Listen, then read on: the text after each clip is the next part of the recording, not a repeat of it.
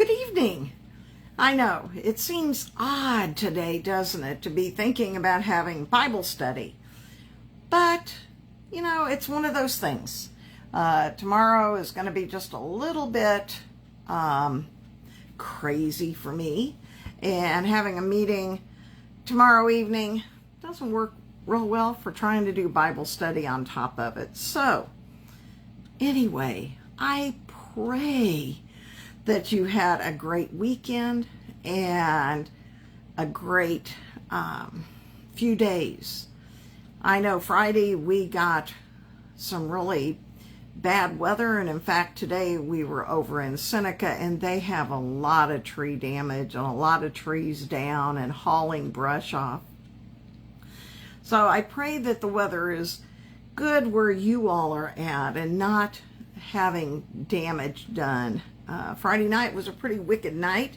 I did put a part of the wind and rain on Facebook, but when I shut the door is about when we were starting to see some funnel drop off that wall cloud.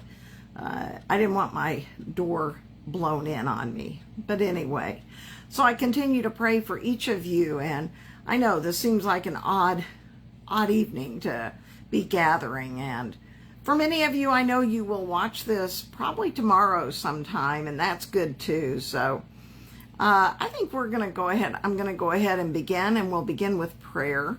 And as people join, that'll be awesome. And for those of you who are watching it at a later time, that is amazing too, because we know that that's the beauty of having this kind of ministry, that we can share our story of faith through doing it this way as well. So let's begin with prayer. Heavenly Father, we give you thanks for today. We give you thanks for this weekend. God, we do, though, lift up in our prayers and our hearts and our minds those in Haiti, those in Afghanistan, those families that are being separated, the eastern coast that has now been pounded by Henri. For those in Tennessee who have lost their lives, we lift up our prayers. God, we know that you are with each of us as we go about our day and our time. So be with us. Be with us in this week ahead. We ask this in your name. Amen. Oh, it's good to see some of my friends coming on. It is awesome. Okay, Genesis chapter 41. All right? We are on verse 26. Now, we need to remember back a few days and remember how many times we've had 7 showing up. Sevens, and there's 735 and 54 sevens mentioned in Revelation. I just happened to find my note. So, that's another trivia to try and remember. I will not. I'll have to keep my note at hand so that I'm sure I'll come back and find it. But, so, and in fact, it just dawned on me, here's more 7s, and I had actually so I have to get my marker back out, because here we get 7 a whole bunch of times in verse 26 in itself. There's some more when I turn the page. So, verse 26, the 7 good cows are 7 years. We already figured that out, right? And then the 7 good ears are 7 years, and the dream is 1. And that would have been about the credibility, the years of plenty. That there was plenty in that time, but having the 2 dreams that were very parallel to each other actually gives credibility to the dreams, that they were 1 and that they were real. That they weren't just something out of the ordinary. Okay, so then, here we go with 7 again. I thought I had marked all the 7s, but apparently I missed a bunch of them. So, let's see how far we get here with that on 27. And the 7 lank and ill-looking cows that were coming up after them are 7 years. And the 7 ears, hollow and scorched by the east wind, will be 7 years of famine. Okay, so again, the seven is, is repeated and repeated. And we remember that the number 7 is really a spiritually complete number. And so it is that we need to remember that as we go about this. But I think this is also about the famine is interesting. It's very grievous to have this much famine. And God is the author, though, of these dreams. And so we have to ponder, what is God trying to say through these years of famine? Does God really wish that on us? Let's go on, because I think that we might get a little bit of an answer here. Verse 28, that is the word that I spoke to Pharaoh, as was interpreted by the dreams. Okay, so remember, Joseph is now interpreting these dreams over for Pharaoh. What God is about to do, he has let Pharaoh see. So this is the story for the next 14 years, okay? There's going to be 7 years of plenty and 7 years of famine. So we have that 14 years coming together that will happen following each other.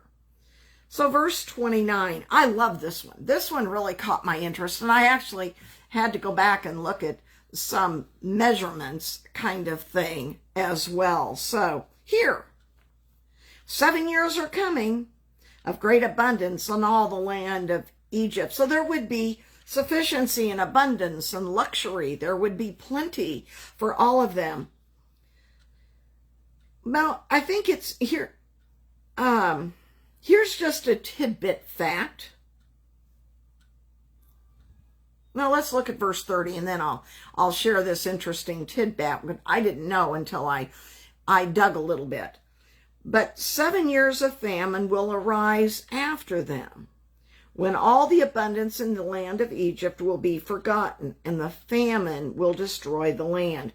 Okay, part of what's happening here, and this has to do with the Nile, with the rising of the river.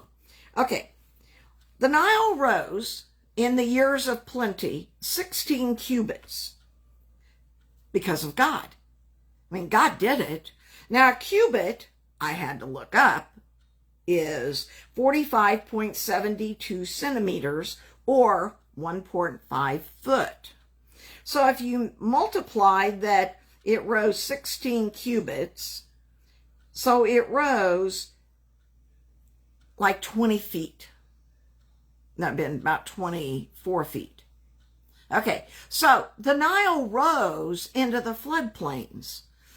Now, and what they knew is that as the Nile kept rising, that would be good, because this is holding the water for the land, which then will, during the famine, we're going to see, of course, that goes away. And the Nile does not come back up and does not refill itself to those levels.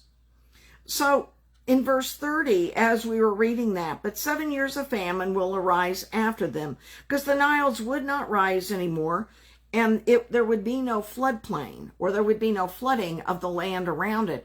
The Nile rose and flooded in order, and much like our lands, where we get the rising and we get some of the flooding into floodplains, and there's growth in those areas. Well, that's where the water was coming from for then the whole region. Unlike now, where we're starting to see, we're droughting. I mean, think about that. Okay, but then the second part of that verse, when all of the abundance in the land of Egypt will be forgotten, the past will not be remembered. Okay, so when the famine starts, the plenty will be forgotten. In fact, there will be, what do you think is going to happen? There's going to be argument. There's going to be complaining. There's going to be, we have it so bad. And yet, what have the people done? Why is God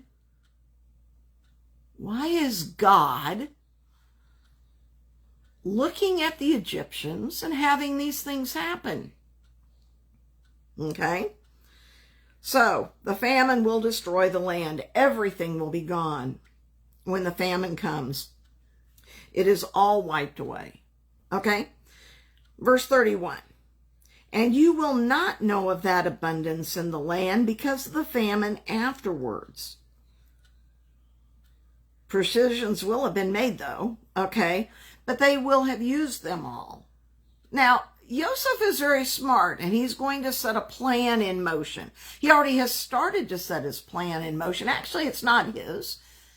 Isn't it God's plan that's being set in motion? Isn't it God who is the one who is doing that? Well, of course it is. God's directing, even as much as directing Joseph to interpret Pharaoh's dreams. Okay, for it will be exceedingly heavy for everyone. Everyone will be caught in all of this. So verse 32.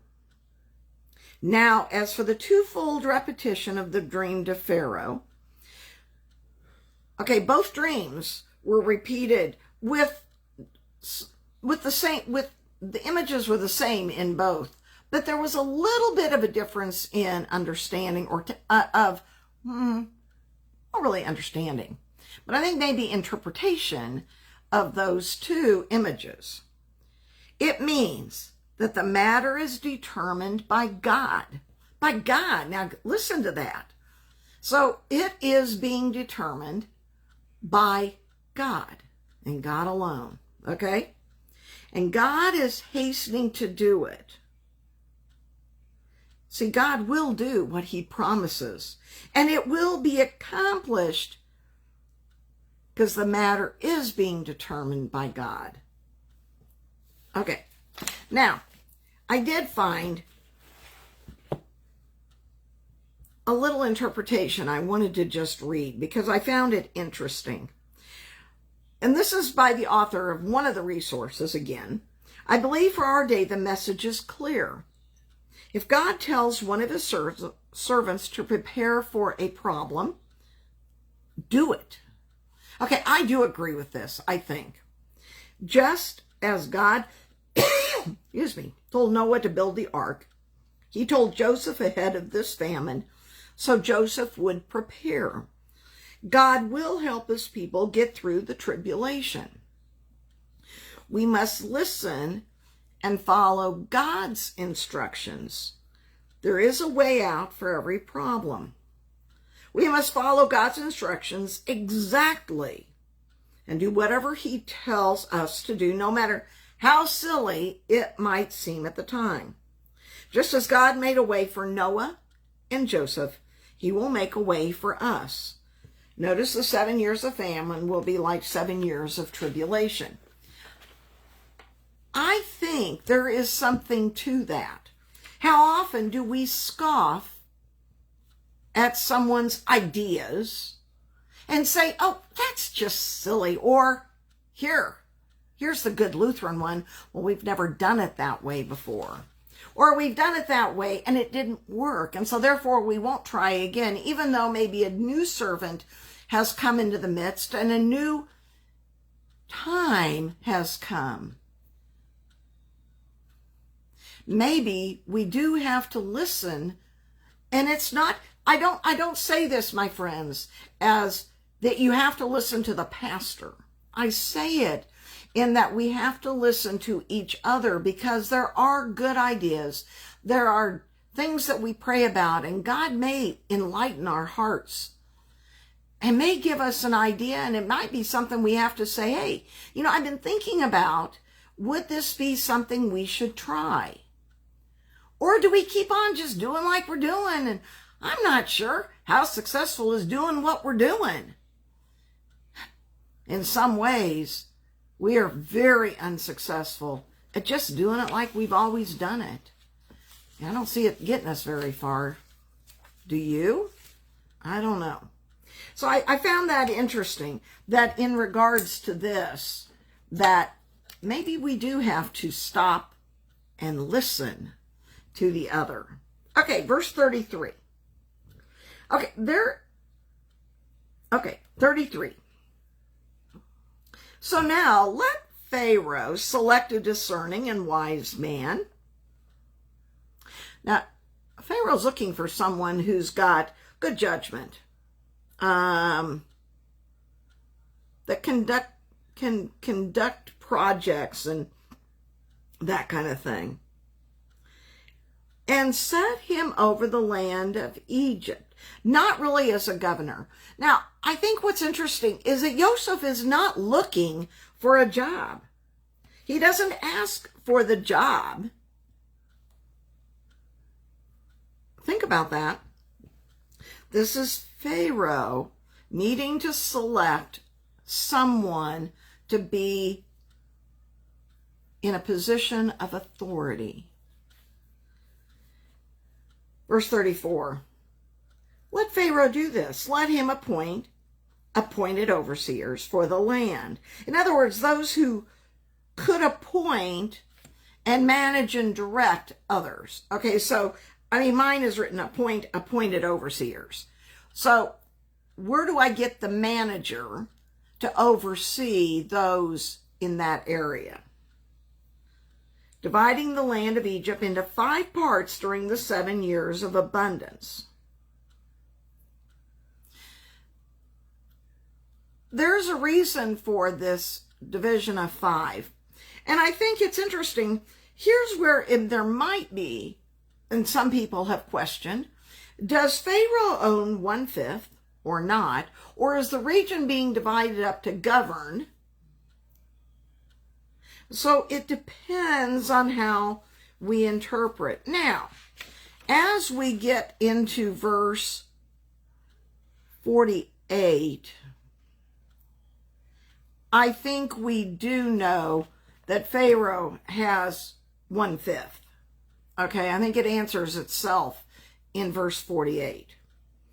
But there's a little variance in some of that wording, and in some of your translations, I know it's very variant. As I was looking at several different, because I started finding this section was very all over the place in how it was being worded. So, okay, verse 35.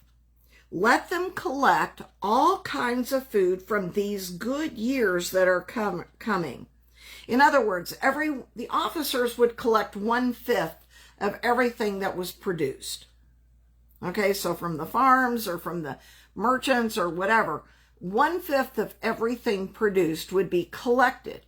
Now, some would say, well, that sounds like that's taxes. Well, it might be.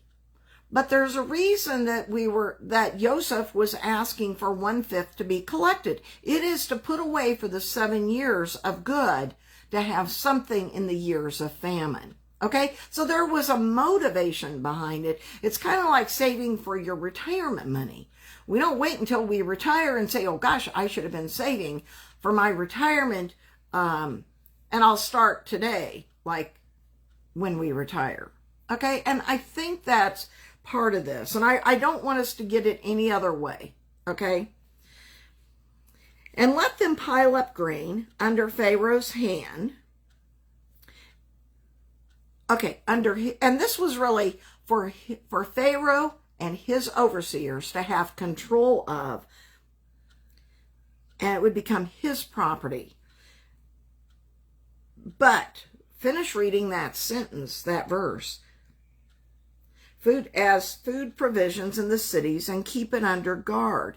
It was a reserve for the cities, so the 1/5 that was being gathered would be protected. It would be guarded because the city is going to need it. Joseph knows this. Now, the people are still unaware, maybe, completely of what's going on and why this is happening, and they may be rebelling a little bit or complaining and saying, but I don't want to give up 1/5. Why am I having to do this? There's good reason here for having to do it. And I think that's where the motivation is. And that's what I feel as I read and studied. I know is that really God is looking out for the people and saying, let's prepare ahead. Let's not get caught with our britches down. Let's not be caught on a shortage of food, of money, of those kind of provisions, because we will need them. In other words, being good stewards is what this comes down to. This is called being good stewards. Okay. Verse 36. So the provisions will be an appointed reserve for the land. Okay, so there could be a depository place. There would have been barns built. There would have been provisions for things to be taken to. And that's where things would have gone to be stored for that time. For the 7 years of famine that will occur in the land of Egypt. So they're building up their supply. He wants them to understand there's 7 years of famine coming, and we want to be prepared. I feel like I'm a Boy Scout.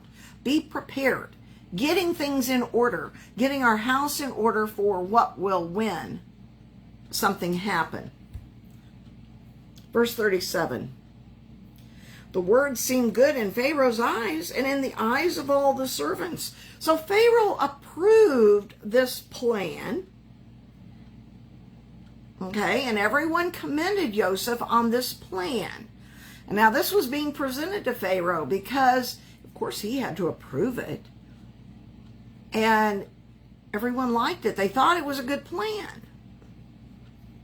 Verse 38. And Pharaoh said to his servants, the ones that were there, that he was consulting and who he was now going to put in charge, okay? Could we find another like him, a man in whom is the Spirit of God? In other words, he's asking those that are gathered with him right then, is there anyone else that would be any more qualified? Does anyone else have a plan? Maybe even sought after other plans to be submitted to Pharaoh for what to do. Maybe.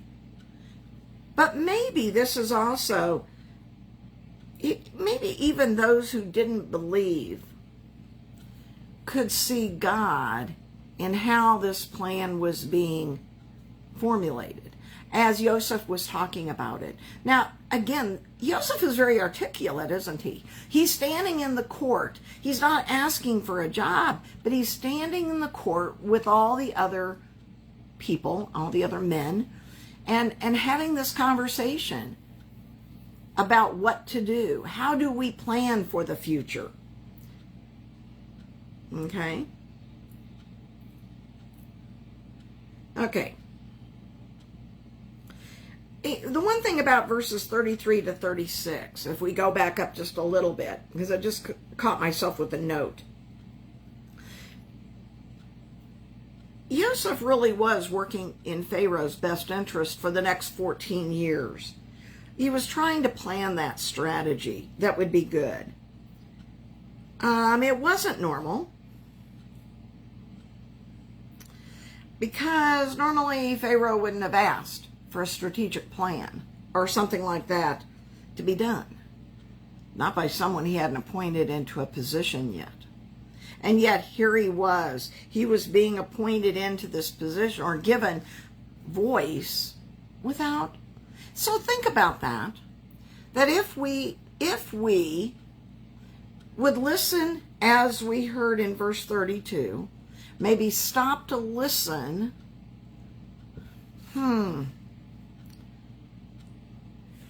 to someone with a good idea, may not have been the one in authority. Do we need to do that more often?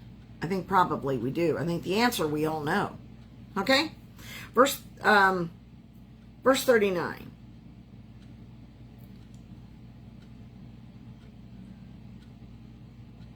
Okay.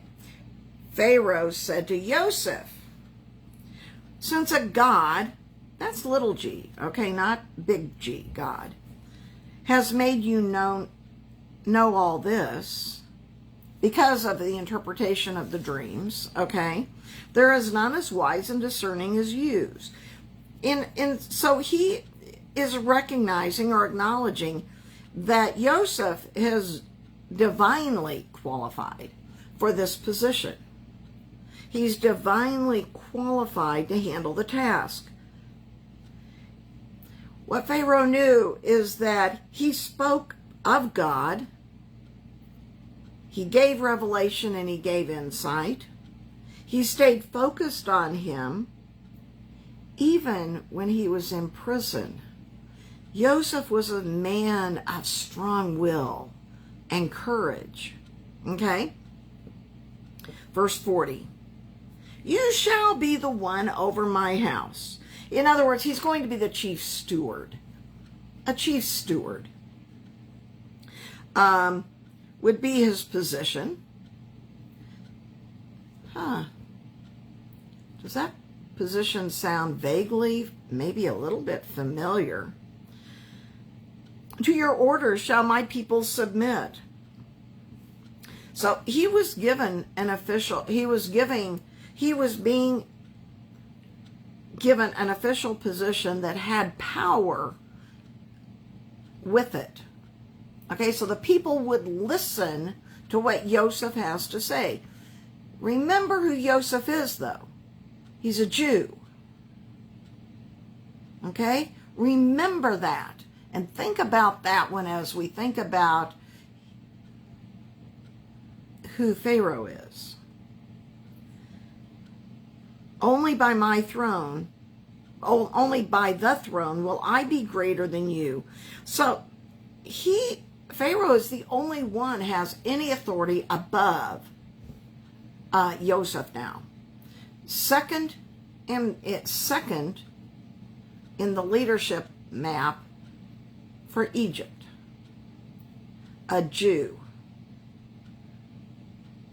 A Jew. Think about that one for a moment. Verse 41. Pharaoh said further to Joseph. Okay, so he's really going to speak a little bit more about his domestic affairs and that he's going to be the primary person. There's a little more instruction going to be given. See, I place you over all the land of Egypt. So all are to do basically what you ask. What you ask or what you say, they are to do. Verse 42.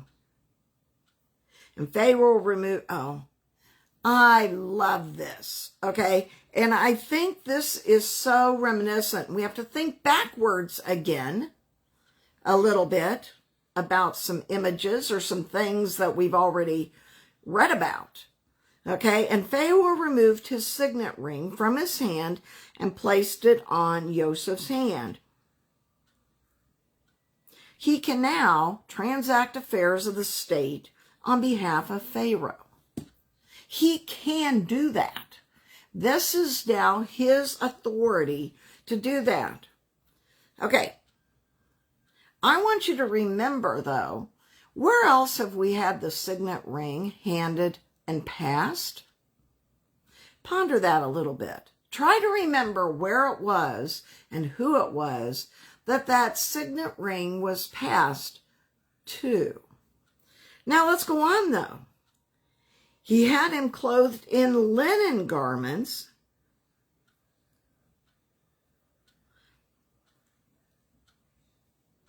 In linen garments. This is now robe 3 that's being put on Joseph. Okay? The first one is the coat of many colors. The second one is the one that the mistress took. And now this is probably a white. Think about the image of that at this point. The white linen garment is now put on him, and put the gold chain upon his neck as another symbol of his authority.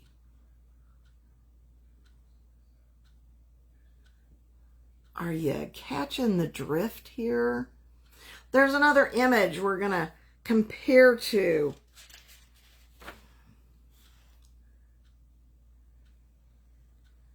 But we will do that later. Okay. Verse 43. He had him mount the chariot of his second in rank, and they called out before him. Here's where we get a name change. Okay. Avrit, which means attention or bend the knee. So he was given all these awards and promotions. Here it is that God is calling his attention to him, or that people are to bend their knee to him. Would have been an Assyrian title. Okay, so the bend the knee, or the avrika, attention, bend the knee for the Assyrian. More titleage being put on Joseph, who had been stripped of everything, literally, when he was thrown in the pit by his brothers. Remember, he was left for dead. Thus, he placed him over all the land of Egypt.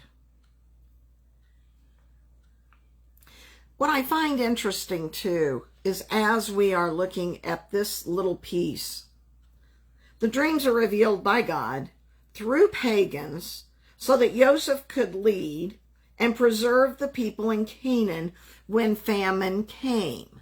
Do you want me to say that again? I think I will. See, the dreams were revealed by God through the use of pagans so that Joseph could be the leader and preserve the people in Canaan when famine came. God uses the unlikely. Okay,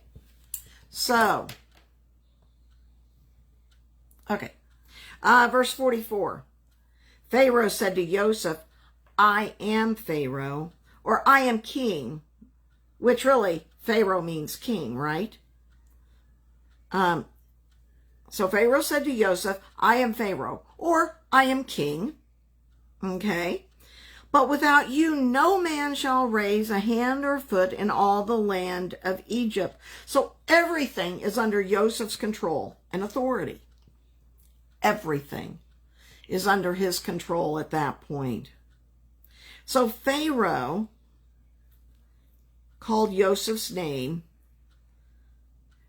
Tazanit Pananah, or it means the God, big G God, speaks and he lives, or salvation of the world, or revealer of secrets, depending on which one. Now, the attention, or the one I read up in 43, is really just words that were being said to him. It was that hail the king kind of thing, but Avrika is kind of the attention, bend your knee because of who this is. But Joseph's name was changed. What happens with name changes? Okay? Remember what happens with name changes. Normally it's God changing it. This time it's Pharaoh changing it. And he gave him Asenath, daughter of Potipharah, priest of On, as a wife. This would have been an Egyptian wife. Her name means, the Asenath means she who is of Neath. And On was 22 miles from Memphis. And I don't mean Tennessee. Okay, it's not. But On was also in the same realm as Heliopolis, which is the city of the sun, or the house of the sun. And this wife would have come from a priestly order. And Joseph's influence went over all the land of Egypt. Okay, so he's actually taking a tour. Okay, and so this would have been the first tour, and you might mark that, number 1, because Joseph's influence went over all the land. He was looking where to lay in the stores of food. He was looking at what does he need to assess. He was doing damage control, pre-damage control. God cared for his people and fulfilled his promises. And through Joseph, we are getting that fulfillment happening. It happens here. Part of Joseph's name, too, another idiom might have been Joseph went out. Well, he did. He went out. And he was doing God's bidding, as well as for Pharaoh. but he was doing God's bidding at this time. Well, my friends, that half hour went really fast, I have to tell you. We have to end for tonight. Now, I will tell you, I don't know for sure where I'm at next Monday. Wednesday, I will be on the road, but we're going to stop for dinner, and I don't know where I'm going to be when I do the Revelation Bible study, but I'm going to be on the road. And then next Monday, I will be on the road somewhere. And I may just have to kind of leave it up in the air, and y'all have to figure out where I am. Where did that Pastor Cindy land herself long enough to do a Bible study? But it will be an exciting time. And my prayers are with you each as you go about this week. And as we go about it in our country, please hold all of our military and all of our EMS and our leaders around the world in your prayers. This is such a hard time, and not just in overseas, but even, like I said, with the hurricane that hit the eastern seaboard, the drought out west. There are so many things for us to keep hold of in our prayers, and my prayers are with each of you. And so now, my friends, go in peace. Serve the Lord. In all that you do, be excited about the journey God has put us each on. See you Wednesday, 7 o'clock, somewhere. Bye.